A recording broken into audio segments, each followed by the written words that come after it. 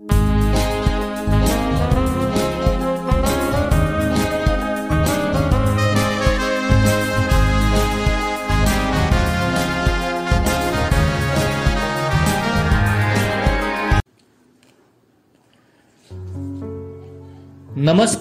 मी मनोज आहेर.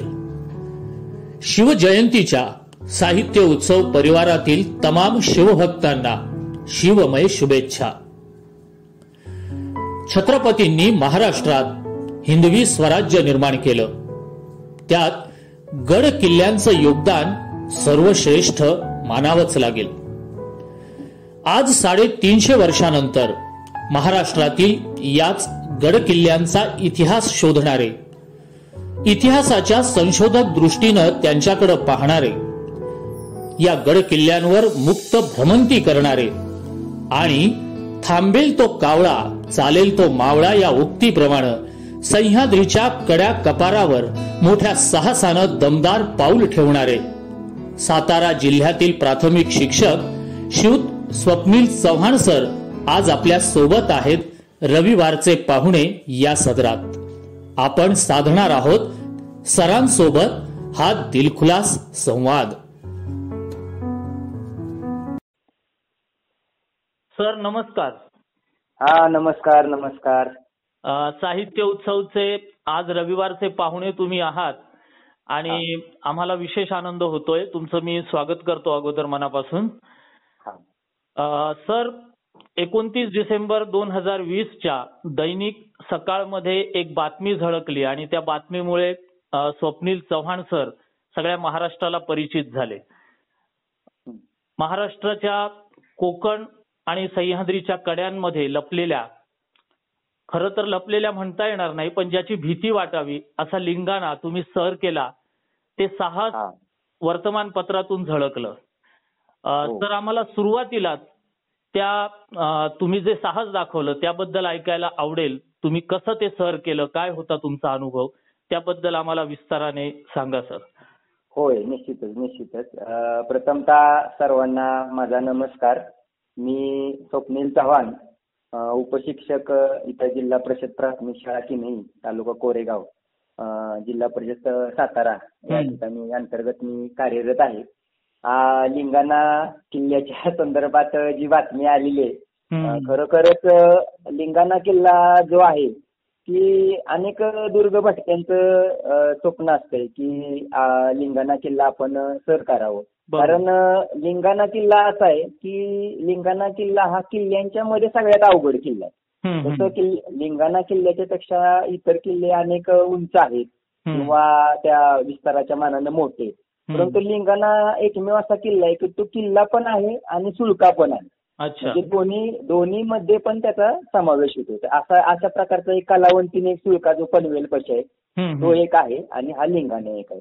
तर लिंगाणा किल्ला सर करणे जरा जास्त अवघड आहे. आता कलावंतीन माचीवरती कसे वरपर्यंत पायऱ्या जातात, त्याच्यामुळे ट्रेकर लोकांना तसं बऱ्यापैकी वरती जाता येतं. परंतु लिंगाणा किल्ल्याची उंची 907 मीटर आहे. समुद्र सपाटीपासून उंची 907. आणि फुटामध्ये जर म्हणलं तर 2969 फूट अशी त्याची हाईट आहे. तर हा किल्ल्याला काय आहे, या किल्ल्याला कोणत्याही प्रकारे वरती जाणारी अधिकृत अशी वाट नाही या किल्ल्यावरती. त्याच्यामुळं हा किल्ला कसा सर करणं किंवा त्या किल्ल्याच्या टॉपला पोहोचणं हे अतिशय महाकठीण आणि खूपच अवघड काम आहे. आता या ट्रेकिंग क्षेत्रामध्ये मी बरेच दिवस आहे, परंतु माझी स्वतः वैयक्तिक असं बरेच दिवस माझ्या मनात धाकधूक होती की आपण या लिंगाणा किल्ल्याचा ट्रेक करावा का न करावा की न करावा. परंतु बरेच वर्षाची ट्रेकिंगची शिदोरी अनुभव पाठीशी असल्यामुळं मी ठरवलं की ठीक आहे, बघू आता या वर्षी आपण ते साहस करायचं. आणि डिसेंबरच्या दरम्यान नेमके काय झालं, पहिल्या दुसऱ्या आठवड्यात मला एक जाहिरात, पुण्याची एक संस्था आहे रायगड परिवार म्हणून, अतिशय प्रसिद्ध ग्रुप आहे तो. तर त्यांची मला ती पोस्ट पाहायला मिळाली व्हॉट्सअपवरती आणि मग मी ठरवलं की चला या ग्रुपच्या माध्यमातून आपण लिंगाणा सर करूया. तर अगदी जाईपर्यंत माझं काही अगदी मला वाटत नव्हतं की आपण जाऊ म्हणून, परंतु शेवटी निश्चित केलं की जायचंच आपण. त्याप्रमाणे मोहरी हे गाव, जे मोहरी गाव आहे ते बेस्ट विलेज आहे या लिंगाणा किल्ल्याचं. अच्छा. त्या ठिकाणी आम्ही 25 डिसेंबरच्या संध्याकाळी तिथे रात्री मुक्कामाला पोहोचलो. हा. आणि साधारणतः पहाटे 4:30 ते 5च्या दरम्यान ही आमचं समिट, लिंगाणा समिट म्हणजे लिंगाण्याचं ते मोहरी गावातून आम्ही चालायला सुरुवात केली. आता मोहरी गावातून चालायला सुरुवात केल्यानंतर साधारणतः 1 तासभर चालल्यानंतर आपल्याला रायलिंग पठार म्हणून लागतं आपल्याला पहिल्यांदा. त्या रायलिंग पठाराच्या पासून बोराट्याची नाळ म्हणून एक जुना घाट रस्ता आहे. बोराट्याची नाळ म्हणजे काय, तर नाळ म्हणजे ओढ्याचा किंवा बारक्या निर्झराचा एखादा प्रवाह जो कड्यातून खाली उतरत गेलेला असतो. बरोबर. त्याला म्हणतात नाळेची वाट. तर ही अशा नाळेच्या वाटी या रायगड परिसरात जवळ 10-11 वाटे आहेत बऱ्याचशा. म्हणजे सिंगापूरची नाळ, त्याच्यानंतर बोराट्याची नाळ, एकलगावची नाळ, फडताड नाळ, अशा प्रकारच्या नाळांची एक लाईनच आहे त्या भागामध्ये. तर ही बोराट्याची नाळ उतरून आपल्याला जावं लागतं. लिंगाणा किल्ला सर करताना बोराट्याची नाळ ही आपल्याला पहिल्यांदा अनुभव देते. म्हणजे कसं, ही नाळ उतरायलाच पहिल्यांदा कठीण आहे. बरेचसे ट्रेकर्स लोक जे ते ही नाळ बघूनच उतरून किंवा ते निम्म्यातूनच माघारी येतात त्या नाळ्यातून. मग ही नाळ उतरल्यानंतर मग आम्ही अंधारातच, तो एक एक्सपिरियन्स वेगळाच होता. कारण पूर्ण अंधारातच आम्ही चाललेलो होतो. आणि आम्हाला तशा सूचना दिल्या होत्या की हे टॉर्च पाहिजे. कारण आपण जेव्हा ट्रेकिंग करतो किंवा क्लाइम्बिंग करतो त्यावेळेला आपले हात मोकळे लागतात.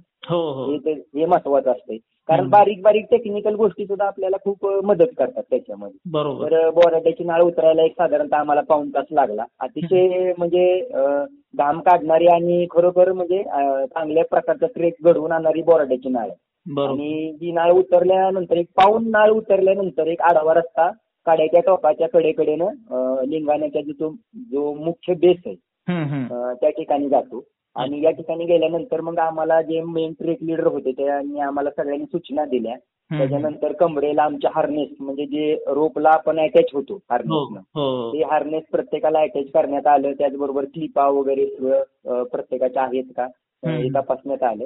आणि ज्या काही महत्वाच्या सूचना आहेत त्या सगळ्या देण्यात आल्या. आणि मग आमचा ट्रेक जो साधारणतः 5:30-6च्या दरम्यान, 5:45-6च्या दरम्यान आमचा ट्रेक अंधारामध्ये सुरू झाला. लिंगाणा किल्ल्याचे जर वर्णन केलं तर लिंगाणा किल्ल्याच्या ट्रेकचे 2 भाग पडतात. म्हणजे निम्म्यामध्ये एक चौकोनी गुफा आहे. या गुफेपर्यंतचा भाग अति अवघड आहे. म्हणजे अवघड आहे म्हणजे चढायला. म्हणजे असं तुम्ही सहजासहजी तिथपर्यंत चढू शकत नाही. परंतु ठीक आहे, म्हणजे आपल्याला बऱ्यापैकी तो कसाही म्हणजे ट्रेकरला तो करता येतो सर काही करून. परंतु निम्म्यातून निम्म्यात गेल्यानंतर ती चौकोनी गुफा उजव्या बाजूला आहे आणि डाव्या बाजूला एक जुनं टाकं आहे पाण्याचं. इतक्या उंच किल्ल्यावर खरं आश्चर्य वाटतं. म्हणजे आम्ही ज्या वेळेला वरती तिथे पोहोचलो किल्ल्यामध्ये त्यावेळेला आम्हाला जेव्हा ते टाकं पाण्याचं स्वच्छ सुंदर पाण्याचं, जसं बिस्लेरीचं पाणी असतंय इतकं स्वच्छ सुंदर पाणी त्या टाक्याचं. म्हणजे लोकांनी बनवलं असेल ना ते गरजेपोटी. अशा प्रकारची टाके एक म्हणजे त्या टाकेची अशी रचना आहे, पांडवकालीन टाकं त्याला म्हणतात. म्हणजे ऍक्च्युली पांडवांनी बांधलेलं नाही त्याला, म्हणजे ती संज्ञा फक्त वापरली जाते. म्हणजे अति जुनी जी टाकी असतात किल्ल्यावरती त्या टाक्यांना पांडवकालीन टाकी म्हणतात. कारण त्यांची रचना कशी असते, त्यांची रचना प्रथमतः उभी, म्हणजे उभं टाकं रिकाम असतं आणि परत आडवं ते आत जाताना त्याच्यामध्ये खांबांचा आधार दिलेला असतो आतमध्ये त्या टाक्याला. अशा प्रकारची टाक्याची जर रचना असेल तर त्यांना पांडवकालीन टाकी म्हणतात. इतर शिवकालीन जी टाकी ती सर ओपन असतात, ओपन म्हणजे हौदासारखी अशी ओपन, म्हणजे नुसती खड्ड्यामध्ये खाल्लेली. तर हा लिंगाणा जेव्हा आम्ही सुरू केला ट्रेक, खरं तर म्हणजे आम्ही सुरुवातीला खूप म्हणजे घाबरलो होतो की कशा पद्धतीनं आपल्याला हे सर होते का नाही लिंगाणाचे सुळका. कारण अनेक जणांनी आम्हाला ते लिंगाणाविषयी सांगितलं होतं. आणि अलीकडच्या काळामध्ये काय झालंय की आपल्याला युट्यूब माध्यमातून, व्हिडिओच्या माध्यमातून आपल्याला त्या क्लिप्स वगैरे उपलब्ध होतात. त्याच्यामध्ये पण मी बरंचसं बघून ठेवलं होतं. पण बघणं आणि प्रत्यक्ष कृती करणं याच्यामध्ये बराच फरक आहे. आणि लिंगाण्याच्या सुरुवातीपासूनच पॅचेस सुरू होतात. म्हणजे साधारणतः 10-15-20 फुटाचे असे सरळ पॅचेस आहेत, थोड्या टप्प्याला. असं निम्म्यापर्यंत आहे. आणि निम्म्यापासून खरा थरार सुरू होतो लिंगाण्याचा. अच्छा. कारण निम्म्यापासून ज्या ठिकाणी ती गुफा आहे तिथून वरचा एक 60 ते साधारणतः 80 फुटाचा एक पॅच असा सरळच आहे, पूर्णपणे सरळ पूर्ण. बापरे. त्याला त्या पॅचला कुठेही धरायला जागा नाही किंवा कुठेच काही नाही. आणि त्याच्यावरती सुद्धा एक 30-40 फुटाचे असे 3-4 पॅकेज आहेत वरती लिंगाण्याची त्या निम्म्यातून वरती. आणि काही काही ठिकाणी तर अशी पोझिशन येते की आपले पाय असे दरीवर पूर्ण म्हणजे आपण काड्यावर लोंबकळत असतो आणि आपले पाय असे दरीवरती खाली लोंबकळत असतो, खाली दरी आणि पुढे काढा. म्हणजे आपल्याला पुढे जाण्याशिवाय आपल्याला गत्यंतरच नसतं. म्हणजे आपण तिथे म्हणजे आपल्याला पुढे जावं लागतं. आणि मग खरं कळतं की लिंगाण्याला भिडायला बरेचसे ट्रेकर लोक का म्हणजे एवढं हे करतात, म्हणजे हाताच्या बोटावर मोजणे एवढे ट्रेकर्स लोक लिंगाण्याला का भिडतात त्याचं कारण मग आपल्याला ते खरं कळू लागतं. आणि मी एवढंच सांगेन की म्हणजे लिंगाणा सर करायचा असेल तर आपली 100% शारीरिक क्षमता तर पाहिजे, 100%. परंतु त्याच्यापेक्षाही तुमची 200% तुमची मानसिक इच्छाशक्ती पाहिजे. बरोबर. तुमचं जर मनोबल जर स्ट्रॉंग असेल 100% तुमची शारीरिक क्षमता तर हवीच, परंतु त्याच्यापेक्षाही दुप्पट तुमची मनोबल पाहिजे स्ट्रॉंग तुमचं. तुम्ही ते कारण निम्म्यातून वरती असे काही ठिकाणी असे काही येतात पॅकेज की त्या ठिकाणी तुमचं शरीराच्या क्षमतेबरोबर मनाच्या पण क्षमतेचा कस लागतो. कारण तुम्ही पूर्णपणे काड्यावर लोंबकळत असता आणि खाली 1000-1500-2000 फुटाची खाली भयांदरी असते आणि पुढच्या बाजूला तुमच्या सरळ काढा असतो आणि तिथं तुम्हाला कुठल्याही प्रकारचं कोणी मदत करू शकत नाही त्या ठिकाणी. बरोबर. तुमच्या शरीराला मनाला तुम्हाला स्वतःलाच वर खेचत न्यावं लागतं. तर अशा प्रसंगातून आम्ही त्या दिवशीच्या बॅचमध्ये 21 लोक होतो आणि आम्ही हळूहळू टप्प्याटप्प्यानं वरती म्हणजे काही ठिकाणी खचाखचांचा आधार घेऊन, काही ठिकाणी त्यांनी जी दोरी आम्हाला हार्नेसमध्ये आम्हाला फिट केलं होतं त्या हार्नेसचा आणि त्या दोरीचा आधार घेऊन, काही ठिकाणी जे जुने आपण ट्रेकिंगचे जे नियम चिमणी क्लाइम्बिंग म्हणतात काही ठिकाणी बघा, त्या पद्धतीनं आम्ही वेगवेगळ्या प्रकारचे म्हणजे यांचा वापर करत आम्ही साधारणतः 10-10 म्हणजे साधारणतः आम्ही सुरुवात केल्यापासून आम्हाला साधारणतः 4 तास लागले आम्हाला लिंगाणा टॉपला पोहोचायला. भीती होती कुठे मनात अशी भीती वाटली अचानक? 100% म्हणजे भिणार नाही असा माणूस नाहीच, म्हणजे कोण व्यक्ती अशी म्हणजे असू शकत नाही. परंतु म्हणजे एक मनात, म्हणूनच मी म्हणलं तुम्हाला की लिंगाणा सर करताना आपल्याकडे 200% मनोबल पाहिजे. शारीरिक क्षमता तर आपली 100% हवी, परंतु मनोबल तुमचं त्याच्यापेक्षा दुप्पट पाहिजे. दुप्पट का पाहिजे तर मग असे जेव्हा प्रसंग येतात त्यावेळेला ते तुम्हाला त्या प्रसंगाला तुम्हाला ते सामोरं गेलं पाहिजे आणि त्या ठिकाणी तुमचं मन घट्ट करून किंवा मन धीट झालं पाहिजे तुमचं. तर मग तरच तुम्ही काय करू शकता. तर मग असं 2-3 म्हणजे जो 2-3 जे वरचे निम्म्यातून वर जे रॉक पॅचेस आले असं 2-3 ठिकाणी आम्हाला म्हणजे जाणवलं की 1-2 ठिकाणी मला सुद्धा जाणवलं की खरोखरच म्हणजे आपण हे करतोय ते बरोबर करतोय का आपण, म्हणजे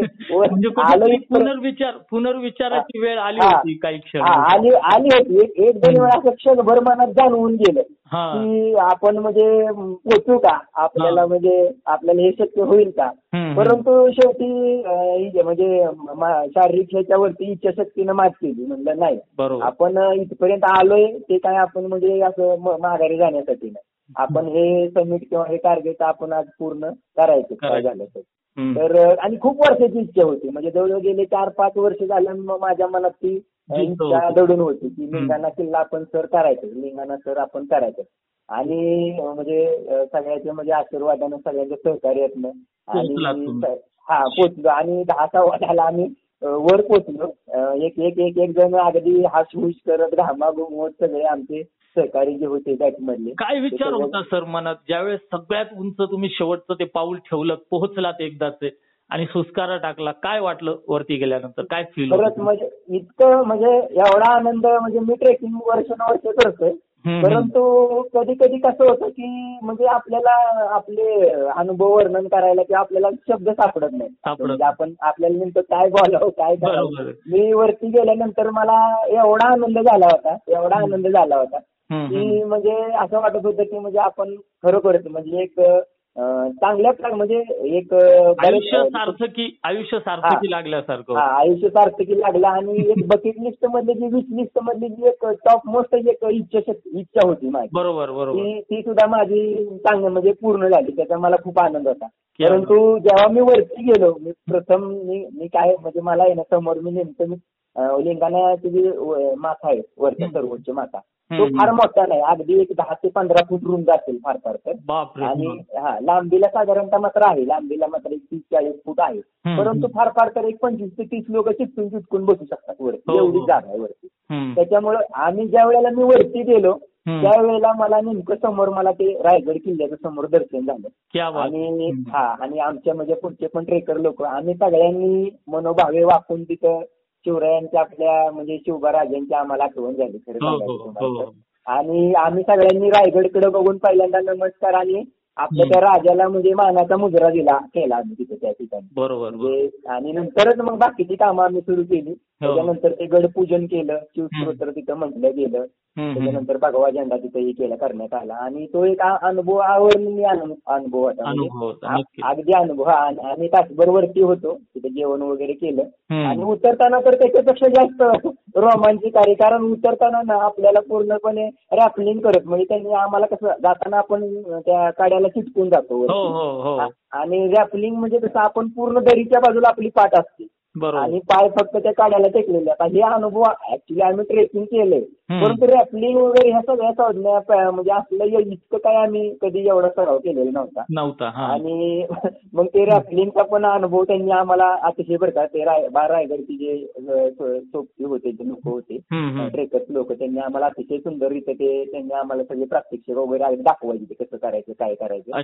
त्या पद्धतीनं आम्ही ते, पण तो अनुभव अगदी पहिले 5-10 मिनिटं तर रॅपलिंग करायला मी तर 2-3 जणांना पुढे पाठवून दिलं. म्हणजे मला ते म्हणजे मला ते आधी असं वाटतच नव्हतं की आपण कसं. मी त्यांना म्हणलं, मी दोराला धरून असं सरळ खाली उतरतो, असं खाली. ते म्हणले, सर म्हणले तुम्ही असं करू नका, तुम्ही कसं उतरायला तुम्हाला आणखी तेवढाच वेळ लागेल, 3-4 तास खाली जायला. तुम्ही रॅपलिंग करत गेला तर खूप म्हणजे तुम्ही सहजपणे जाईल. तर तो एक अनुभव, तो सुद्धा जमेला आला अनुभव. 1.5 ते 2 तास लागले आम्हाला त्या रॅपलिंग करत खाली यायला. सर, इतकी मोठी शारीरिक क्षमता, एवढं मोठं मनोबल आणि जीव घेणं साहस तुम्ही केलं. आयुष्यातलं एक खूप मोठं स्वप्न, तुम्ही जसा बकेट लिस्टचा उल्लेख केला की त्यात एक होतं की हे करायचं. तर एवढं सगळं करणं काय एका दिवसात किंवा ठरवलं तुम्ही 25 डिसेंबरला आणि निघाले आणि पोहोचले असं नव्हतं. वर्षानुवर्षांची तुमची तपश्चर्या होती, तुमचं ध्येय होतं, तुमचा एक आपण म्हणू की वेडा माणूसच शेवटी साहस करतो. तर हे नेमकं कुठे सुरू झालं, म्हणजे बालपणापासून होतं, तुमची पार्श्वभूमी काय होती नेमकी? हे सगळं गड किल्ले तुम्ही भटकंती करतात, ट्रेकिंग करतात, तर यामागे ही सुरुवात कशी झाली, नेमकं जडणघडण त्याची कशी झाली ते सांगा ना. अगदी बरोबर, तुम्ही अगदी अचूक प्रश्न विचारला की अगदी आता लिंगाणा सर करायचं आणि 25ला ठरवलं आणि 26ला गेला असं करणं लिंगाच्या बाबतीत तर काही शक्य नाही, किंवा कुठल्याच गड किल्ल्याच्या बाबतीत त्याचं तसं सगळं शक्य नाही. हे गड किल्ल्याची जी आवड आहे, आता हे एक मला एक देणगी म्हणा किंवा एक घरचं एक प्रकारचं एक त्याला काय म्हणायचं वारसा म्हणा एक प्रकारचा. माझे योगायोगानं माझे वडील सुद्धा शिक्षक होते, माध्यमिक शिक्षक. आणि ते ज्या संस्थेत किंवा शाळेत होते त्या शाळेचे ते नेमके सहल विभाग प्रमुख होते माझे वडील. सहल विभाग प्रमुख होते. आणि त्याच्यामुळे काय होते, दरवर्षी त्या शाळेच्या सहल नवीन ठिकाणी जायच्या आणि माझे वडील मला आवर्जून मला म्हणजे बरोबर न्यायचे. आणि त्याच्यामुळे मला ती बालपणापासूनच फिरण्याची, भटकंतीची किंवा प्रवासाची आवड म्हणजे माझ्या वडिलांच्यामुळेच मला ते निर्माण झाले, त्या भटकंतीची, प्रवासाची. आणि दुसरी गोष्ट म्हणजे कसं, शारीरिक क्षमता निर्माण करणं ही काही एका दिवसाचं काम नाही. त्यासाठी म्हणजे मी पण आधी काय रेग्युलर व्यायाम करतो वगैरे असं नाही, परंतु मी रेग्युलर साधारणतः 4 ते 5 किलोमीटर मी काय करतो, साधारणतः चालायला जातो. साधारणतः आठवड्यातून अगदी 4 ते 5 दिवस म्हणजे एका तिसरा दिवस माझा चुकतो, परंतु बाकीचे मात्र रेग्युलर 80% टायमिंगला मी काय करतो, चालायला जातो. आणि त्या म्हणजे वडिलांचा पण त्याच्यामध्ये म्हणजे वाटा लहानपणापासून त्यांनी फिरायला नेण्याचा आणि त्याचबरोबर वडिलांचा आमच्या इंग्रजी आणि इतिहास विषय होते. इतिहास क्या बात आहे. हा इतिहास. त्याच्यामुळं ते इतिहासाचा पण ओढा होता. तो सुद्धा एक वारसा निसर्गदत्त जमिनीनं असं म्हणतात अनुवंशिक काही गोष्टी आपल्याला मिळतात आपल्या आई वडिलांच्या. बरोबर. तर तो पण वारसा मला म्हणजे माझ्या वडिलांच्याकडून ते शिक्षक होते स्वतः आणि ते इतिहासाची पण त्यांची एवढी कामं आमच्या वडिलांची असायची इतिहासावरती की ते बिना पुस्तक घेऊन ते वर्गामध्ये शिकवायचे आमचे वडील. त्याच्यामुळे ते त्यांचा इतिहास अगदी मुखोद्गत होता आणि त्याचं मला पण थोडंसं बाळकडू त्यांच्या मार्फत इतिहासाची पण आवड निर्माण झाली, प्रवासाची पण आवड निर्माण झाली आणि मग मी ज्या वेळेला मी थोडंसं मोठं झालो वैयक्तिक असं फिरायला लागलो त्यावेळेला मी सुरुवातीच्या काळामध्ये मी भटकंती करत असे पण ती कशी करायची की धार्मिक ठिकाणं, मंदिरं, नैसर्गिक स्पॉट, धबधबे, जंगल किंवा असे इतर जे नैसर्गिक परिसर आहेत अशा ठिकाणी मी फिरायला जातात. बरोबर. आणि म्हणजे गड किल्ल्यांच्याकडे मी कसा ओळखतो एक किस्सा वेगळाच आहे एकदम. तो सांगा ना, तो ऐकायला म्हणजे ऐकायला हे होईल आम्हाला, नक्कीच आवडेल. हो नक्कीच. गड किल्ले आता आम्ही जे सातारा परिसरात राहतो आता आपल्या सर्वांना माहिती आहे की सातारा, पुणे, नगर, त्यानंतर नाशिक आणि हा जो सह्याद्रीचा पट्टा आहे हा गड किल्ल्यानं आणि इतिहासानं समृद्ध आहे. मराठी इतिहासामधली सगळ्या घटना जवळजवळ 100% घटना या परिसरामध्येच घडलेल्या आहेत. बरोबर. त्याच्यामुळं या परिसरातच आमचं राहणं. परंतु गड किल्ल्यांच्याकडे माझ्या सुदैवानं म्हणा किंवा काय आणखी गोष्टीनं म्हणा मी इतका फिरत असेल गड किल्ल्यांच्याकडे मी जरा उशिरा मी म्हणजे वळलो.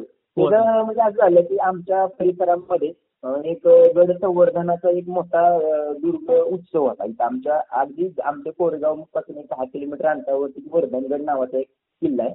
या ठिकाणी एक 12-1 वर्षापूर्वी एक दुर्ग उत्सव समितीने त्या ठिकाणी एक मोठ्या प्रमाणावरती उत्सव त्या ठिकाणी आयोजित केला होता आणि त्या निमित्तानं मग आम्ही त्या ठिकाणी गेल्यानंतर मला तिथलं ते वातावरण, तिथलं त्या ठिकाणचं ते सगळं त्या लोकांचं ते इतिहासाविषयी सांगणं, गडाविषयी सांगणं, त्या गडाची आणि त्या इतिहासाची गुंफण करणं, त्या गडावरती त्या अवशेषांची माहिती त्यांनी सांगणं, त्या सगळ्या गोष्टीमुळं त्या दिवसभर मी साधारणतः मी जायचं मग 1-2 तासासाठी म्हणून मी त्या ठिकाणी गेलो होतो आपल्या इथे जवळ म्हणून. परंतु त्या ठिकाणी गेल्यानंतर मला ते एवढं म्हणजे मला हे झालं की एवढं आवडलं मला आणि ती म्हणजे आपली नाळ या इतिहासाची आणि ह्या भागाची, या भूगोलाची, इतिहासाची, या किल्ल्यांची जोडली गेली त्याची पहिल्यांदा मला तिथे जाणीव झाली त्या ठिकाणी.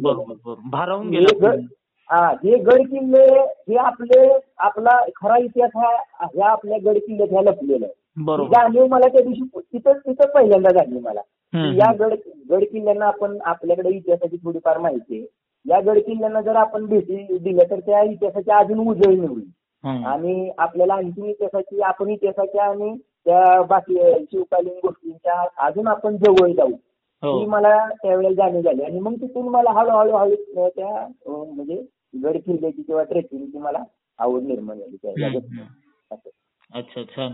म्हणजे तिथून खऱ्या अर्थाने तुम्ही सुरुवात केली. मग महाराष्ट्रातला कुठला किल्ला असा होता की ज्यावर तुमचं पहिलं पाऊल पडलं, पहिल्यांदा तुम्ही गेलात किल्ल्यावर?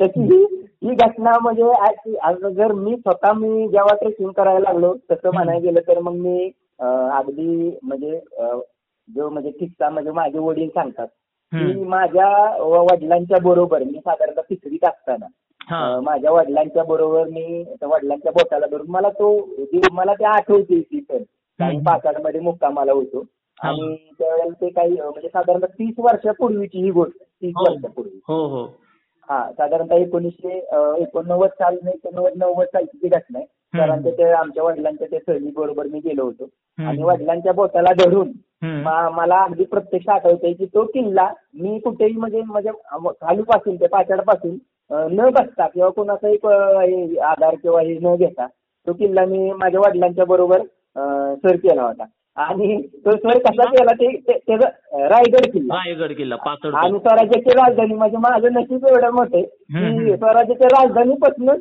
माझ्या सुरुवात झाली आणि त्या मोहिमेमध्ये काय व्हायचं ती मुलं सगळी मोठी मुलं होती, हायस्कूलची मुलं मोठी होती आणि ते म्हणायचे म्हणजे बसेल तो कावळा, चालेल तो मावळा.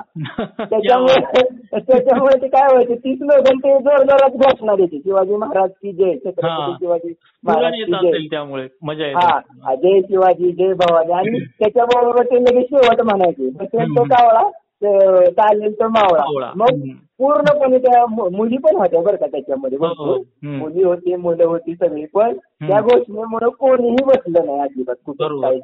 सर्वांनी तो किल्ला चांगल्या प्रकारे सर केला. म्हणजे रायगड किल्ल्यापासून खरं अधिकृत म्हणजे माझ्या ट्रेकिंगला सुरुवात झाली, म्हणजे असं म्हणता येईल. आणि साधारण किती किल्ल्यांवर आतापर्यंत तुम्ही गेलेला आहात, म्हणजे काही? हो, अगदी मोजमाप अगदी तंतोतंत नाही. कारण मी काय किल्ल्यांच्या वरती मी 8, 9, 10 वेळा पण गेलो आमच्या परिसरातले किल्ले. परंतु तरी पण अगदी सहज आकडा सांगायचा तर 100 ते साधारणतः 125च्या दरम्यान तो आकडा तर निश्चितच होणार. 100च्या वर तरी तो आकडा जाणारच. 100 एवढ्या किल्ल्यांना मी सहज. आणि ज्याला आपण शिखर म्हणतो, सुळके, कडे, ते कोणते कोणते सर केले तुम्ही महाराष्ट्रात? नाही, शिखर सुळके जे आहेत त्याच्यामध्ये समजा कळसुबाई आहे, अशा प्रकारे. परत म्हणजे मी जे ट्रेकिंग जे आहे त्या ट्रेकिंगकडे मी जे वळलोय ते मी इतिहासाच्या आवडीतून आणि गोडीतून वळलोय. म्हणजे मी काही ओरिजिनल किंवा नैसर्गिक ट्रेकर नाही, परंतु मी माझ्या मेहनतीनं आणि मी माझ्या इच्छाशक्तीनं त्या ट्रेकिंगच्या क्षेत्रात म्हणजे बऱ्यापैकी चांगल्या प्रकारे म्हणजे हे केलेलं आहे. पण मी अवघड वाटणारे असे बरेचसे किल्ले सर केलेत. पण सुळके जे असे अवघड म्हणायचे असे मात्र मी काही फार जास्त, म्हणजे लिंगाणा म्हणा, कळसुबाई म्हणा, किंवा इतर आणखीन जे अवघड सह्याद्री मधले किल्ले ते मी बऱ्यापैकी सर केले. बाकीचे इतर काही अवघड जे सुळके आहेत ते मात्र मी काही एवढे सर केलेले नाही. सर, खरं तर हे खूप मोठं धाडस असतं. सह्याद्रीचे कडे असो, किल्ले असो, खूप दुर्गम असतात आणि भीषण परिस्थिती उद्भवते. असा एखादा जीव घेणा अनुभव की खूपच बितली होती आपल्यावर आणि खूप मोठं संकट कोसळू शकत होतं असं तुम्हाला वाटलं, अशी घटना कधी घडली होती का दुर्दैवाने? होय, निश्चितच मला तशी एक घटना, मला एक म्हणजे अशा घटना अनेक घडल्यात, पण तो किस्सा त्यात सर्वोच्च म्हणजे आहे त्यामध्ये घटनेमध्ये. तर आपल्या सगळ्यांना माहिती आहे की तानाजी मालुसरे जे आपल्या इतिहासामध्ये जे नरवीर तानाजी मालुसरे सुप्रसिद्ध आहेत, आपल्या शिवाजी राजेंचे सवंगडी लहानपण असेल, त्यांचं गाव उमरटे आहे. पोलादपूर तालुक्यात उमरटे म्हणून गाव आहे छोटंसं. तर या उमरटे गावाच्या पासून एक 5-6 किलोमीटर अंतरावरती ढवळ म्हणून गाव आहे. या ढवळ गावाच्या पासून एक 2-3 किलोमीटर अंतरावरती चंद्रगड किंवा ढवळगड नावाचा एक अतिशय दुर्लक्षित परंतु दुर्गम असा किल्ला आहे. ज्या किल्ल्यावरती मी आतापर्यंत 2 वेळा गेलो, परंतु दोन्ही पण वेळेला त्या किल्ल्यावरती तो किल्ला बघायला किंवा तो किल्ला भेट द्यायला एकही मला दुर्गप्रेमी दिसला नाही, दोन्ही पण वेळेला. इतका दुर्लक्षित आणि तो दुर्गम किल्ला आहे, कारण त्या ठिकाणी पोहोचणं पण अवघड आहे आणि तो त्या किल्ला जरा दुर्लक्षित असल्यामुळे तिकडे जास्त करून तो कोण जात नाही. तर असं या किल्ल्याला 3-4 वर्षापूर्वी आम्ही ज्या वेळेला आम्हाला अमरनाथ यात्रेला जायचं होतं, तर एक सराव अमरनाथ यात्रा एक आम्ही पहिल्यांदा चालवतो, तर बऱ्याच जणांना आम्हाला दम श्वास संपता तुमची चांगली झाली पाहिजे. तर आम्ही बऱ्याच म्हणजे आम्ही मित्रमंडळी विचार करतो काय करायचं. तर आम्ही आपलं लोकल आमच्या डोंगरावरती आसपासच्या किल्ल्यावरती आम्ही ट्रेकिंग करायचो दर 8-10 दिवसाला.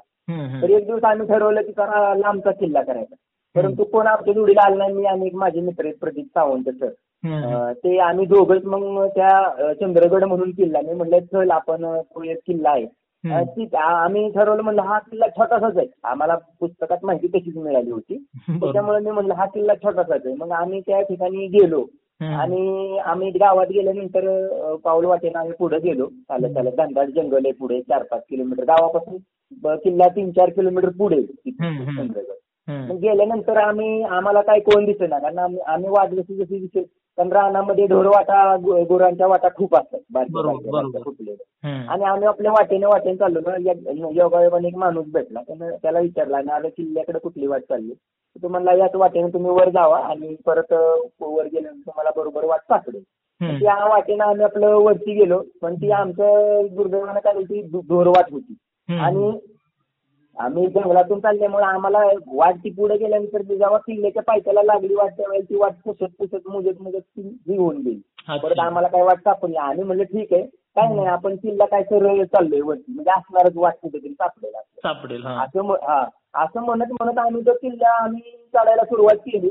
परंतु आम्ही जिकडे चाललो ते आम्हाला माहित नव्हतं की आम्ही एका सरळ कड्यावर चाललो. ते आम्हाला का जाणवत नव्हतं, कारण दाट झाडी होती आणि झाडीमुळे ते आम्ही कड्या चढतो हे तर आम्हाला भानच नव्हतं की आम्ही एका सरळ कड्यालाच लागलेलो एकदम सरळ 200 फूट.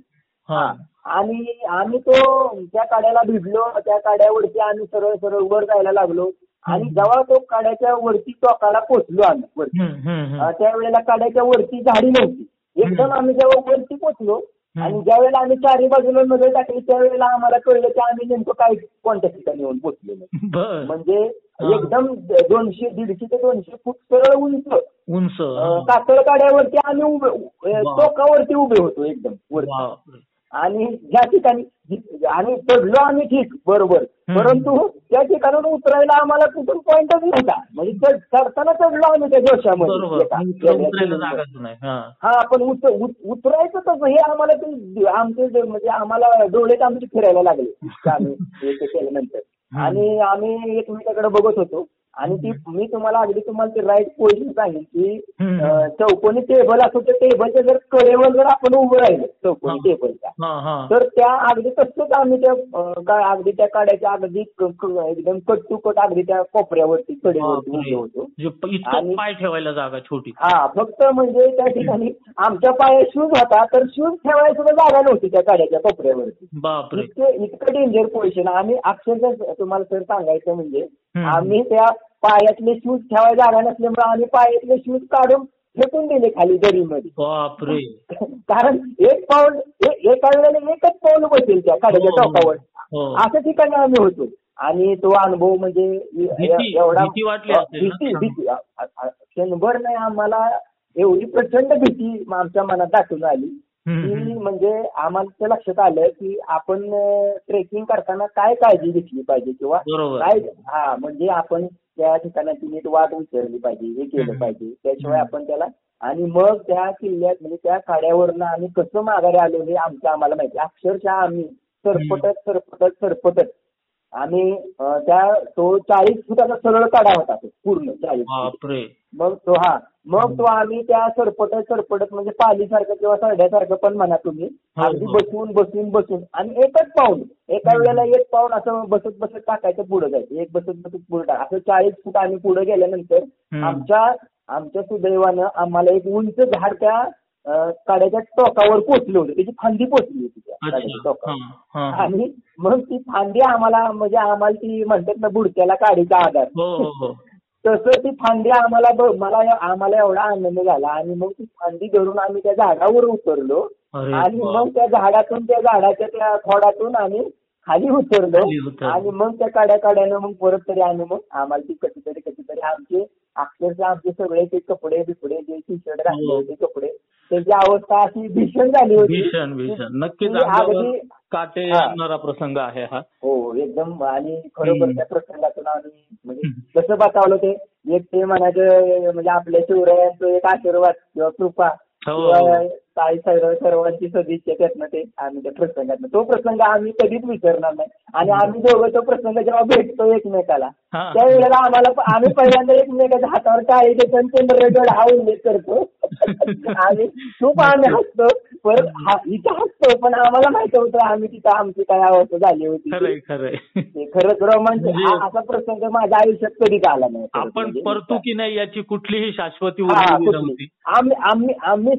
आम्ही सर 200% आम्ही तिथं फसलोच होतो त्या काड्यावर पूर्णपणे.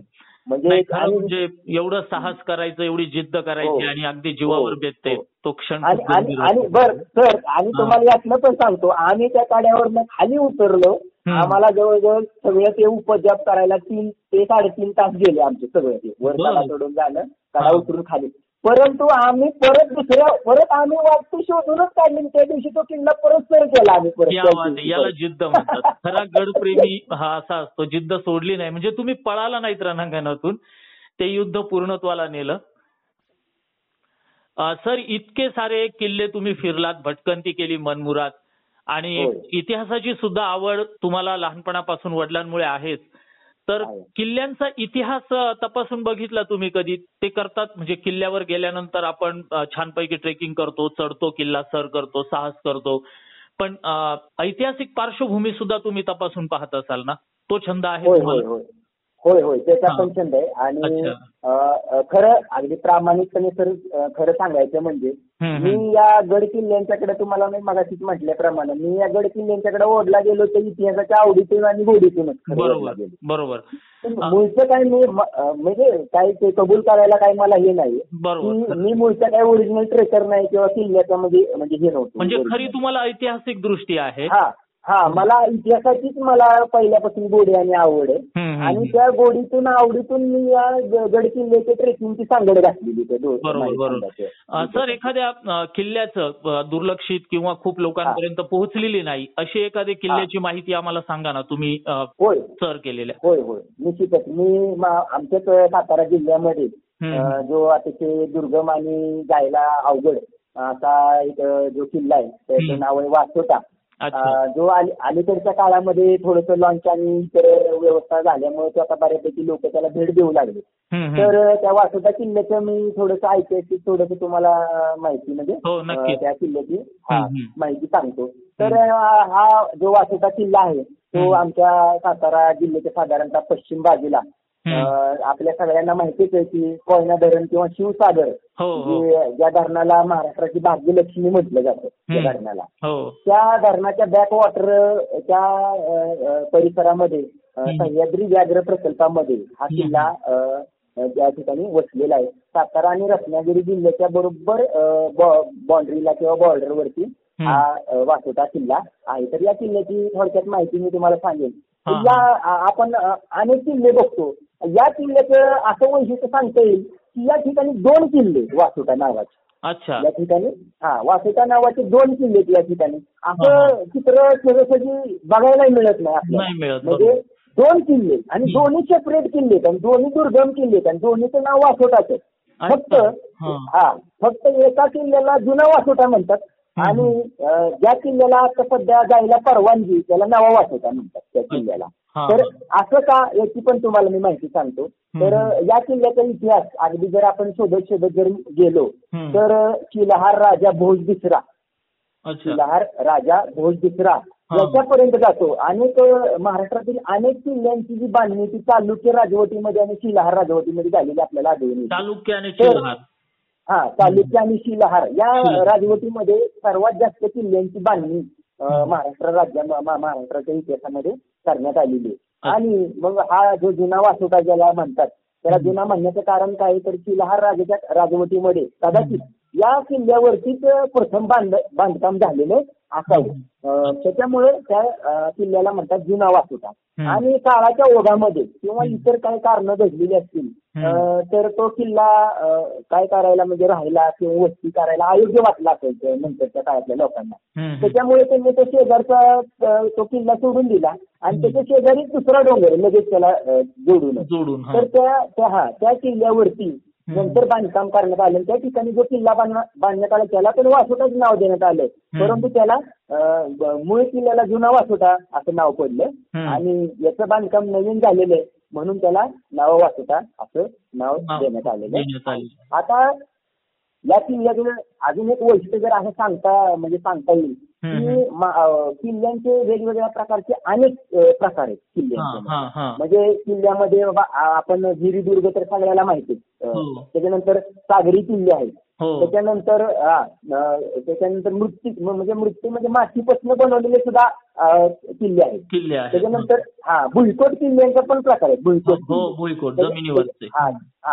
त्याच्यानंतर मेढेकोट नावाचा सुद्धा किल्ल्याचा प्रकार आहे. मेढेकोट म्हणजे लाकडांच्या पासून किंवा लाकडाच्या ह्याच्यापासून खाड्यांच्यापासून बनवलेल्या किल्ल्याला मेढेकोट म्हणतात. अशा प्रकारचे किल्ल्यांचे वेगवेगळे प्रकार आहेत. त्याच्यामध्ये हा वासोटा जो किल्ला आहे तो वनदुर्ग या प्रकारामध्ये येतो. वनदुर्ग म्हणजे वनदुर्ग कारण याच्या भोवती चारी बाजूने घनदाट झाडी या किल्ल्याच्या भोवती. आणि महाराष्ट्रामध्ये अतिशय जे मोजके हाताच्या बोटावर मोजण्या एवढे जे खरोखर नॅचरल जे वनदुर्ग त्याच्यामध्ये हा वासोटा किल्ल्याचा सगळ्यात प्रथम नंबरवरती किल्ल्याचा बरोबर. समावेश होतो. बरोबर. कारण या किल्ल्याच्या चारी बाजूला आता सुद्धा सध्या सह्याद्री व्याघ्र प्रकल्प याच किल्ल्याच्या परिसरामध्ये सगळ्या चारी अच्छा. बाजूला हा हा. असा हा वनदुर्ग आहे. आणि या किल्ल्याचं नंतरचं जे काळ शिवकालीन काळातला जो इतिहास आहे 1656 रोजी आपल्या सर्वांना माहिती आहे की 1656 सालामध्ये शिवरायांनी जावळीचं राज्य जिंकून घेतलं होतं. हो. तर या जावळीच्या राज्यामध्ये रायगड पासून अगदी जंगली जयगड आणि आपल्या भैरवगड, प्रचितगड इथपर्यंत रायरीचं राज्य किंवा जावळीचं राज्य होतं मोऱ्यांचं, चंद्रराव मोऱ्यांचं. हो. तर या चंद्रराव मोऱ्यांच्या जावळीच्या राज्यामध्येच हा वासोटा किल्ला सुद्धा त्या काळामध्ये होता. तर अगदी एक्झॅक्ट जर तारीख सांगायची झाली, तारीख म्हणण्यापेक्षा महिना सांगायचा झाला तर जुलै 1660 रोजी शिवरायांनी हा वासोटा किल्ला काय केलेला आहे पहिल्यांदा जिंकून घेतला. ओके. शिवकालीन इतिहासामध्ये त्याची नोंद आहे. जुलै 1660 मध्ये हा किल्ला शिवरायांनी प्रथम जिंकून घेतला. आणि हा किल्ला जिंकल्यानंतर शिवरायांना हा किल्ला आवडला आणि या किल्ल्याचं नाव शिवरायांनी व्याघ्रगड असं ठेवलेलं. व्याघ्रगड. अच्छा. व्याघ्रगड. आणि सांगायचं तुम्हाला योगायोग म्हणजे असं की आज सुद्धा या किल्ल्याच्या परिसरामध्ये सह्याद्री व्याघ्र प्रकल्प म्हणून या पश्चिम महाराष्ट्रातला एकमेव व्याघ्र प्रकल्प आहे. बरोबर बरोबर. त्याच किल्ल्याच्या परिसरामध्ये. मग जुलै 1660 नंतर 1661 मध्ये जेव्हा महाराज पन्हाळ्याच्या किल्ल्यावरती अडकले त्यावेळेला महाराजांच्या वरती इंग्रजांनी राजापूरच्या वाखाऱ्यातील इंग्रजांनी तोफा लावून त्या मोर्चामध्ये पन्हाळा किल्ल्यावरती तोफगोळांची हे केली होती, मारगिरी केली होती इंग्रजांनी. ही उल्लेख आपल्या पन्हाळ्याच्या सिद्धी जोहरच्या वेळेस बऱ्याच जणांनी ऐकला असेल ओझरचा. तर त्या राजापूरच्या वाखारीचा जो वकील होता त्याचं नाव होतं रेविंग्टन. त्या रेविंग्टन ज्या वेळेला महाराज सिद्धी जोहरच्या वेळेतून सुटले त्याच्यानंतर 1662-63 रोजी कोकण स्वारीवरती महाराजांनी पहिल्यांदा राजापूरच्या त्या वाखारीवरती हल्ला केला आणि तिथल्या 4 इंग्रज अधिकाऱ्यांना पकडलं आणि त्यांना या वासोटा किल्ल्यावरती काय केलं होतं 1663 बंदी म्हणून ठेवलं होतं. आणि तुम्हाला सांगायला विशेष वाटेल की शिवकालामध्ये पेशवे कालामध्ये या किल्ल्याचा खऱ्या अर्थानं जो वापर आहे तो तुरुंग म्हणूनच हा वापर करण्यात आला होता. तुरुंग म्हणूनच वापर करण्यात आला होता. म्हणजे कैद्याला पळताच येणार नव्हतं ना तिथून, आजूबाजूला जंगल, व्याघ्र म्हणजे वाघांची संख्या. बरोबर आहे. कारण चारी बाजूला घनदाट जंगल. एकदा त्या ठिकाणी कैदी आणून सोडला की मरणच त्याची सुटका करायची. तर लिंगाणा किल्ला आणि वासोटा किल्ला ही शिवकालामध्ये कारागृह किंवा तुरुंगगृह म्हणूनच प्रसिद्ध होती त्या काळामध्ये.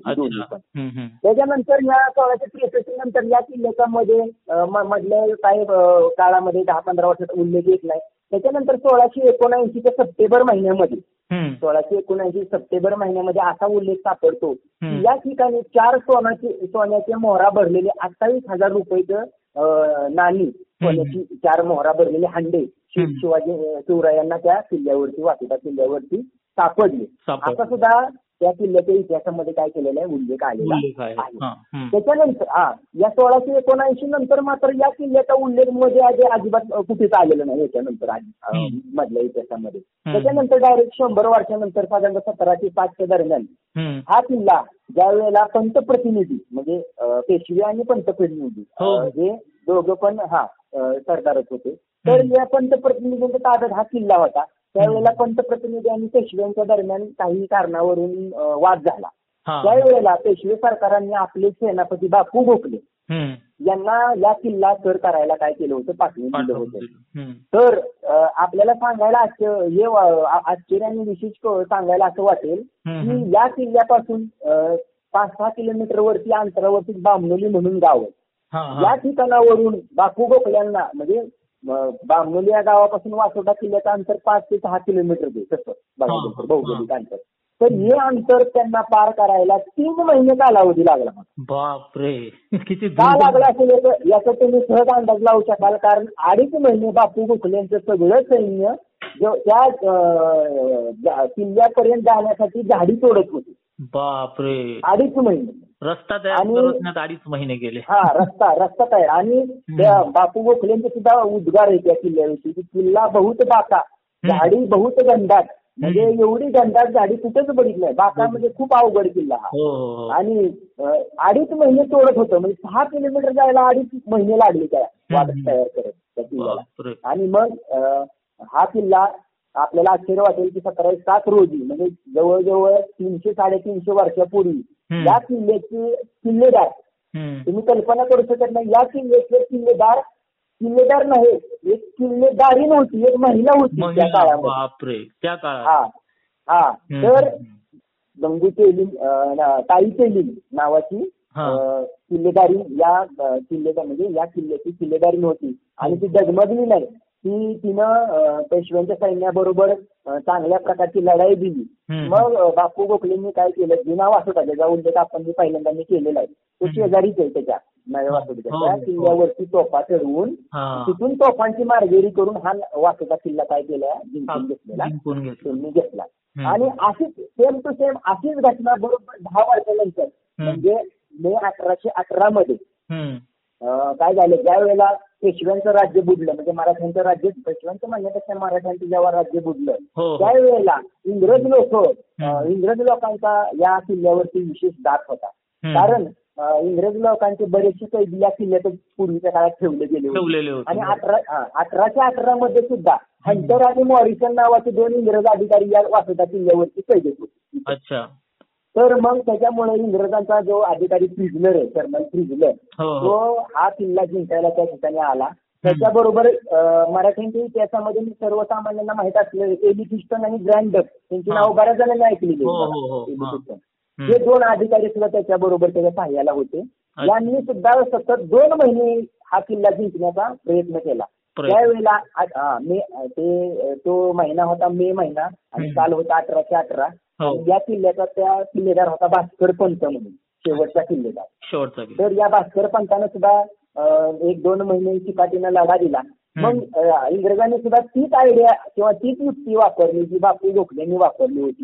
जुन्या वासोट्यावरती त्या किल्ल्यावरती तोफा चढवल्या आणि तिथून या वासोट्यावरती मारगिरी केली आणि मग हा किल्ला शरण आला. आणि तुम्हाला सांगायला आणखीन आश्चर्य वाटेल की त्या काळामध्ये त्या वासोटा किल्ल्यावरती सातारचे प्रतापसिंह महाराज थोरले यांचं सर्व कुटुंब वासोटा किल्ल्यावर संरक्षणासाठी त्यावेळेला आलेले होते तिथं त्यावेळेला. आणि त्यावेळेला इंग्रजांना रोख 3 लाख रुपये नगद आणि 2 लाख रुपयाचे जड जवाहीर या किल्ल्यावरती त्यावेळेला सापडले. असे ती नोंद पेशवेकालीन दप्तरामध्ये, ज्याला रुमाल म्हणतात, पेशवेकालीन रुमाल, त्या रुमालामध्ये त्याची नोंद आहे. आणि अशा प्रकारे तो मे 1818 मध्ये हा किल्ला वासोटा काय केलेला आहे, जिंकलेला आहे. त्याच्यानंतर मग या किल्ल्याचा इतिहास एक जंगल किंवा असं म्हणूनच दुर्लक्षित होता आतापर्यंत. पण व्याघ्र प्रकल्प झाल्यामुळे आता तो बऱ्यापैकी वाटा वगैरे चांगल्या तयार केलेली फॉरेस्ट विभागानं आणि बोटिंगची वगैरे व्यवस्था झालेली आहे. त्याच्यामुळे अनेक पर्यटक आता या किल्ल्याला भेटी व्यवस्थित देतात. आता या किल्ल्याच्या बाबतीत फक्त एक उल्लेख मला सांगायचा राहून गेला फक्त थोडासा, की 1683-84च्या सालामध्ये जेव्हा औरंगजेब दक्षिण विजयासाठी आलेला होता त्यावेळेला जेव्हा तो पन्हाळ्याकडून अजिंक्यताऱ्याच्या दिशेने किल्ले जिंकत येत होता त्यावेळेला अजिंक्यतारा किल्ल्याच्या अलीकडे परळीचा किल्ला किंवा सज्जनगड ज्याला रामदास स्वामीमुळे प्रसिद्ध आहे, या किल्ल्यावरती रामाची मूर्ती आणि त्याचबरोबर इतर ज्या मूर्त्या होत्या त्या मूर्ती सगळ्या तिथून जो त्या किल्ल्यावरचा खजिना, त्या सगळ्या किल्ल्यावरच्या मूर्ती तिथल्या लोकांनी सुरक्षित ठिकाण म्हणून तिथून आणून 1683-84 दरम्यान वासोटा किल्ल्यावरती ठेवलेल्या होत्या. हा एक उल्लेख फक्त मला सांगायचा राहून गेलेला. औरंगजेब कधी पोहोचला वासोटा किल्ल्यावर? म्हणजे औरंगजेब प्रत्यक्ष सैन्य त्या वासोटा किल्ल्यावरती पोहोचले नाही. म्हणजे प्रतापगड आणि वासोटा किल्ला हे 2 किल्ले बघा असे किल्ले इतिहासामध्ये की जे शेवटपर्यंत बऱ्यापैकी अजिंक्यच राहिले त्यांच्याकडेच्या गंधात गाडीमुळे, खरं सांगायचं तर जंगलामध्ये. प्रतापगड सुद्धा असा किल्ला आहे की प्रतापगड सुद्धा किल्ला मे 1818 मध्ये जेव्हा इंग्रजांनी जिंकला तेव्हाच ते ताब्यात गेला. म्हणजे तोपर्यंत तो मराठीशाहीच्या किंवा पेशवाईच्या किंवा शिवकालाच्या म्हणजे आपल्या लोकांच्या ताब्यात होता. बरोबर. खूप इंटरेस्टिंग असा इतिहास आहे आणि खरं तर महाराष्ट्राचा इतिहास हा किल्ल्यांभोवतीच फिरतो आणि प्रत्येक किल्ल्याचा इतिहास एक स्वतंत्र ग्रंथच तयार होईल इतका प्रचंड आणि दिलचस्प असतो खरं तर. सर, खूप सुंदर माहिती तुम्ही सांगता आहात. महाराष्ट्रातल्या प्रत्येक मराठी माणसाचं किल्ला हे एक वैभव आहे. आजची किल्ल्यांची दशा बघून तुमच्या मनात काय भावना आहेत? तुम्हाला काय वाटतं, काय झालं पाहिजे गड किल्ल्यांच्या बाबतीत? होय, या बाबतीत खरं सांगायचं म्हणजे राहून गेलं की आम्ही एक आमचा खारीचा वाटा, आम्ही म्हणत नाही आम्ही मोठं काम करतो किंवा काय असं म्हणून, तर आमचं एक स्थानिक शिवराष्ट्र ग्रुप म्हणून आम्ही स्थानिक मुलं आणि काही आम्ही शिक्षक मंडळी असं म्हणून आम्ही 30-40 लोकांनी शिवराष्ट्र ट्रेकर्स म्हणून नावाचा एक छोटा ग्रुप केलेला आहे. या माध्यमातून आम्ही पर्यटन करतो, ट्रेकिंग करतो, विविध स्थळांना भेटी देतो. आणि आम्ही कोरेगाव तालुका, आमचा हा सातारा जिल्ह्यामध्ये कोरेगाव तालुक्यातले आम्ही रहिवासी. तालुक्यातली सगळी मुलं या परिसरातली आहेत. आम्ही या ग्रुपच्या माध्यमातून आमच्या तालुक्यामध्ये एकमेव किल्ला म्हणजे हा नांदगिरी किंवा कल्याणगड किल्ला आमच्या इथून जवळच आहे. तालुक्याच्या ठिकाणापासून 10 किलोमीटर अंतरावरती आहे. तर हा किल्ला आम्ही दुर्ग संवर्धनासाठी आम्ही काय केला होता, दत्तक घेतलेला होता आमच्या ग्रुप मार्फत. म्हणजे आम्ही जे कामं करायचे छोटी छोटी, म्हणजे त्या किल्ल्यावर गेल्यानंतर त्या किल्ल्यावर असणाऱ्या प्लास्टिकच्या थैल्या, प्लास्टिकच्या बाटल्या किंवा इतर काय केर कचरा असतील किंवा काचा असतील त्या गोळा करून त्या सगळ्या व्यवस्थित केर कचरा सगळा भरायचा किंवा आणायचा. त्याचबरोबर त्या किल्ल्यावरती वाढलेलं गवत वगैरे असेल इतर काय, तर त्या किल्ल्याची सगळी साफसफाई करायची. त्याचबरोबर आम्ही त्या किल्ल्यावरती भगवा झेंडा, 20 फुटाचा उंच भगवा झेंडा आम्ही आमच्या ग्रुपच्या माध्यमातून आम्ही त्या किल्ल्यावरती लावला होता. तसंच दर शिवजयंतीला आम्ही त्या किल्ल्याचं गडपूजन सुद्धा त्या किल्ल्याचं आम्ही करायचो. आणि तुम्ही जो प्रश्न विचारला त्याचा संबंध अगदी काही थोडासा आहे समर्पक की कसं की सध्याच्या काळामध्ये आपण बघतोय की गड किल्ल्याचं पर्यटन वगैरे वाढलं, अगदी कौतुकास्पद बाब आहे. पर्यटन वाढलं पाहिजे, ट्रेकिंग वाढलं पाहिजे, त्या निमित्तानं माणसाची शारीरिक क्षमता वाढत आहे, चांगल्या प्रकारची त्यांना माहिती होते, इतिहासाच्या ते जवळ जात आहे. परंतु या वाढत्या भेटींच्यामुळे काय व्हायला लागलं की या गड किल्ल्यांचे विद्रुपीकरण किंवा आपण जिथे जातो त्या ठिकाणी आपण खाल्लेल्या पिशव्या, प्लास्टिकच्या थैल्या किंवा आपल्याला खाल्लेलं खर्च धान्य किंवा आपण आणखी जे आपल्या बरोबर काय प्लास्टिकच्या बाटल्या नेतो किंवा इतर काय नेतो, या सगळ्या गोष्टी आपण काय करतो त्याच ठिकाणी टाकून किंवा फेकून आपण माघारी येतो. आणि आपल्या सर्वांना माहिती आहे की प्लास्टिक हे डिस्पोजेबल नाही 100%. ते वर्षानुवर्ष त्या ठिकाणी पडून राहतं. तर पडून राहू द्या, पडून राहण्याचा पण संबंध नाही, पण पडून राहण्यापेक्षा ते काय करतं, ज्या ठिकाणी ते पडून राहिले त्या ठिकाणच्या त्या पर्यावरणाला, निसर्गाला, त्या झाडीला ते काय करतं, हानी पोहोचवतं. मग या बारक्या बारक्या गोष्टी जर आपण सांभाळल्या तर आम्ही आमचा खरिता वाटा असं उचलतो की आम्ही आमच्या ग्रुपच्या माध्यमातून, आमचा अजून एक भटकंती नावाचा ग्रुप आहे, भटकंती एक्सप्रेस. या भटकंती ग्रुपच्या माध्यमातून पण आम्ही ज्या ज्या वेळेला आम्ही दुर्ग भेटींना जातो किंवा इतर ट्रेकिंगला जातो त्यावेळेला आम्ही काय करतो, आम्ही सक्त सूचना देतो की प्रत्येकानं आपले प्लास्टिकचा कचरा वगैरे काय असेल तो आपापल्या मध्ये घालून आहे असा परत माघारी आणायचं. आणि मग त्याचं संकलन करून योग्य ठिकाणी त्याची योग्य आमच्याकडे लावतात. हे आमचं कार्य काही मोठं नाही, आम्हाला माहिती आहे आमचं कार्य. की म्हणजे आम्ही एवढंच करत नाही, आमचं कामच नाही. आम्हाला जेवढं शक्य होतंय आणखी तिथं जेवढं आम्हाला काही बाटल्या, प्लास्टिक वगैरे सापडतं, कचरा वगैरे, ते पण आम्ही आमचा प्रयत्न असतो की हे आपण माघारी आणलं पाहिजे. शेवटी कसं आहे, आपण आपल्या जर संस्कृतीचं जर रक्षण नाही केलं तर मग आपण त्या इतिहासाचा अभिमान आपण जर मग बाळगायचं आपल्याला कारणच नाही. म्हणजे शिवजयंतीला छत्रपती शिवरायांच्या पुतळ्याला हार घालणं, घोषणा देणं, जुलूस, मिरवणुका काढणं हे ठीक, पण शिवरायांनी जे वैभव मागे सोडलेलं आहे ते गड किल्ल्यांचं संवर्धन करणं, त्यांचं रक्षण करणं, त्यांचं पुनर्निर्माण करणं हे आपलं खरं तर कर्तव्य आहे. आणि इतिहासाचा हा वारसा हजारो वर्ष टिकवायचा असेल, आज पाश्चात्य देशांनी त्यांच्याकडे मुठभरच आहे पण त्यांनी खूप छान जपलं. आपल्याकडे मात्र असा जिल्हा नाही की जिथे गड किल्ले नाहीत आणि शेकड्याच्या संख्येनं ते आहेत. आपणही जपायला हवेत. आणि शिवजयंतीला प्रत्येक मराठी माणसानं हा संकल्प केला तर ती म्हणजे खरा शिवरायांना तो सॅल्यूट ठरेल किंवा तो वारसा जपल्यासारखं समाधान मिळेल. जर कोणी गड किल्ल्यांची भ्रमंती करू इच्छित असेल, ट्रेकर होऊ इच्छित असेल तर अशांना तुम्ही काय संदेश द्याल सर, कोणाला जर ट्रेकर व्हायचं असेल तर?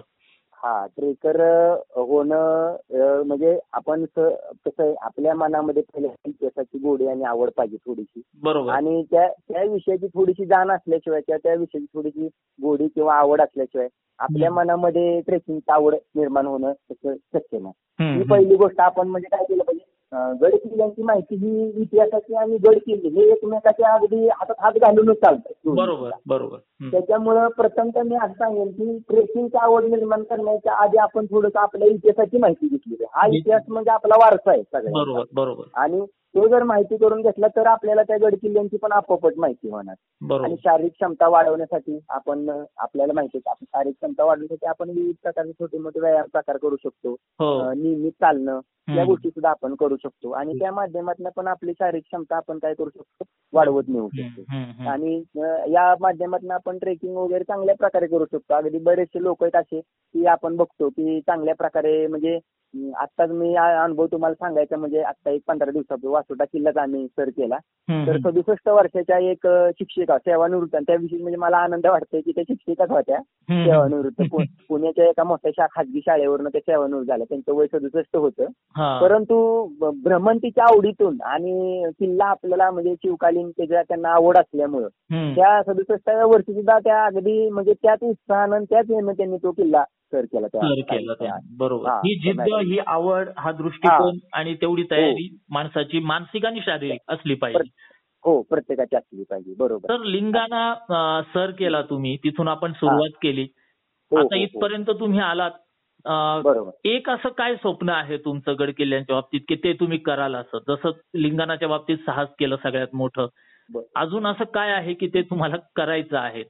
बरोबर आहे. माझी जी बातमी आली होती, ती बातमी जर तुम्ही ते बातमीच्या त्या कोपऱ्यामध्ये ते ठळक फॉन्टमध्ये ती माझी म्हणजे जी इच्छा आहे म्हणजे ती गड किल्ल्यांच्या बाबतीतच आहे असं नाही म्हणता येणार. जी माझी सर्वोच्च जी तुम्ही म्हणलं की तुमची अगदी सगळ्यात मोठी इच्छा तुमची हे, तर म्हणजे मी त्यात अगदी स्पष्ट आणि प्रामाणिकपणे सांगितलं की एव्हरेस्ट शिखर सर करणं काही शक्य नाही होणार आपल्या आयुष्यात. कदाचित होईल, काय नाही त्याचं पुढचं काय होईल ते होईल, परंतु एव्हरेस्ट बेस कॅम्प पर्यंत पोहोचणं माझं सगळ्यात मोठं ड्रीम आहे. म्हणजे किमान एव्हरेस्टच्या बेस कॅम्प पर्यंत तरी आपण जायचं काय झालं तरी. आणि हे माझं मी ड्रीम 100% म्हणजे मला खात्री आहे की मी किमान ते ड्रीम पर्यंत मी पोहोचेन 100%. वर्षानुवर्षांचा तुमचा सराव, अभ्यास, तुम्ही घेतलेली मेहनत आणि सगळ्यात मोठं म्हणजे तुमचं मनोबल इतकं प्रचंड आहे आणि अनेकांच्या सदिच्छा, आमच्या साहित्य उत्सव परिवाराच्या सुद्धा लाख लाख शुभेच्छा तुमच्या सोबत आहेत. एव्हरेस्टच्या बेस कॅम्पला तुम्ही जेव्हा पोहोचाल तेव्हा तुमची मुलाखत घ्यायला मीच असेल आणि तोही अनुभव आपण सगळ्यांपर्यंत नक्कीच पोहोचवू. आज तुमच्या भ्रमंतीचा, तुमच्या साहसाचा अनुभव तुम्ही सगळ्या श्रोत्यांसमोर शेअर केला, सर्वांपर्यंत पोहोचवलात, त्याबद्दल साहित्य उत्सव परिवाराकडून मी तुमचे मनापासून आभार मानतो सर. मी सुद्धा आपल्याला सर्वांना मनपूर्वक धन्यवाद देतो की आपण ही अतिशय चांगलं एक उपक्रमाचं मला भाग बनण्याची संधी दिली. याबद्दल मी सुद्धा आपल्या सर्वांचा मनपूर्वक आभारी आहे. साहित्य उत्सव परिवाराचा सुद्धा आभारी आहे की एवढ्या मोठ्या उपक्रमाशी आपण मला जोडलं, माझी मुलाखत घेतली, माझे जे काही 4 शब्द अनुभव काय माझे होते ते आपण शेअर करण्याची आपण मला संधी दिली. याबद्दल मी आपल्या सर्वांचा सुद्धा अतिशय मनापासून आभारी आहे. धन्यवाद सर. धन्यवाद. दर्जेदार साहित्याचा आणि कलाकृतींचा आस्वाद घेण्यासाठी जॉईन करा साहित्य उत्सव व्हॉट्सअप किंवा टेलिग्राम ग्रुप. जॉईन करण्यासाठी संपर्क करा 98 81 60 20 25 या क्रमांकावर. संपर्क क्रमांक पुन्हा एकदा 9881 60 2025. साहित्य उत्सव हे YouTube चॅनल आजच सबस्क्राईब करा. साहित्य उत्सवच्या फेसबुक पेजला जरूर भेट द्या, कारण ज्ञान आणि मनोरंजन यांचं अतूट नातं म्हणजे साहित्य उत्सव.